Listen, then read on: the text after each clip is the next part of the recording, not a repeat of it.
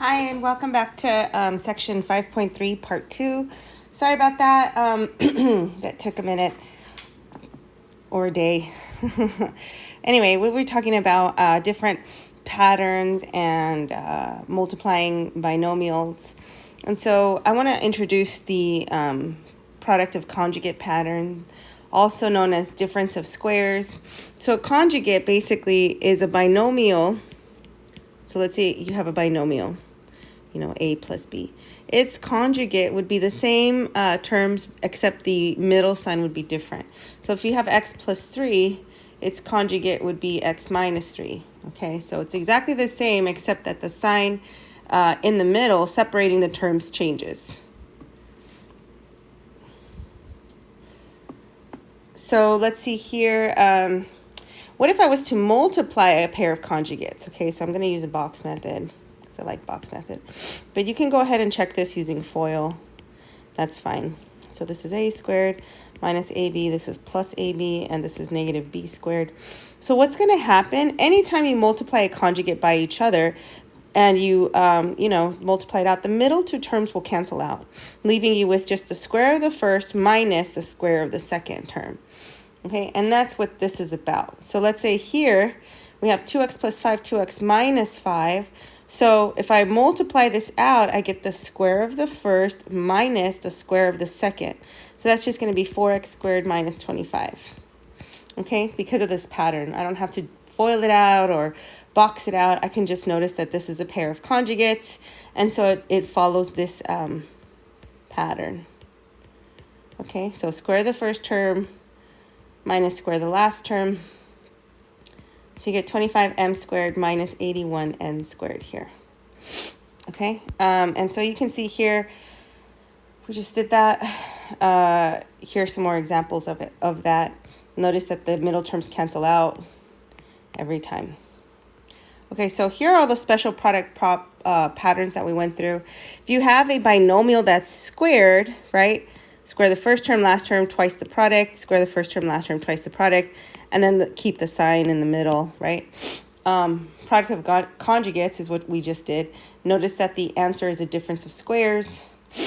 What's the difference between these two? The binomial squares, you're squaring a binomial, and your answer is your product is a trinomial.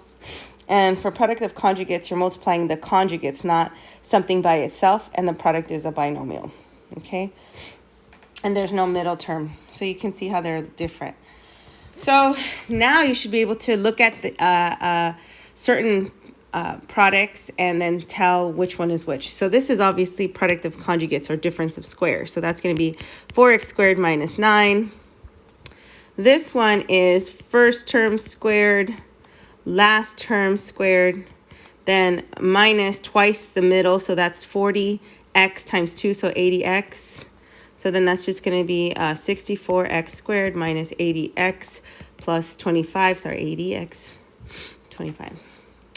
So that's B. This one, same thing.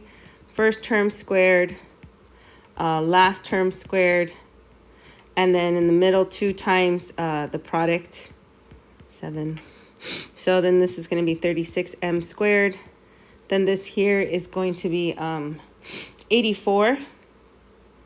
M plus 49. Okay. All right. And then this one here, it looks like it's going to be, it looks almost like difference of squares, but it's not, because this is a 5x and this is a 6x and this is a 6 and this is a 5. So we just multiply this out, regular box method or FOIL. So don't get twisted here. So 30x squared, 5x, negative 36x, negative 30. So then finally, 25x, sorry. So then you get 30x squared minus 11x minus 30. And that's it. Okay, so the last thing to define, excuse me, is multiplication of polynomial functions. And that just means this symbol here. When you see f times g of x, that just means multiply f of x times g of x, okay? So let's say, for example, you have f of x is equal to x plus 2 and g of x is equal to x squared minus 3x minus 4. Let's find the product. So f times g of x is equal to f of x times g of x. So what does that mean?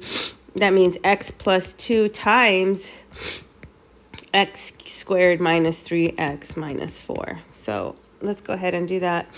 I'm going to use the box 2 by 3.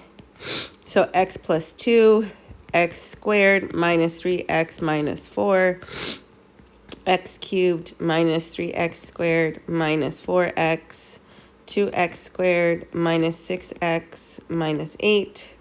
Like terms, final answer is going to be x cubed, negative x squared. That comes from this and this here, combining these two.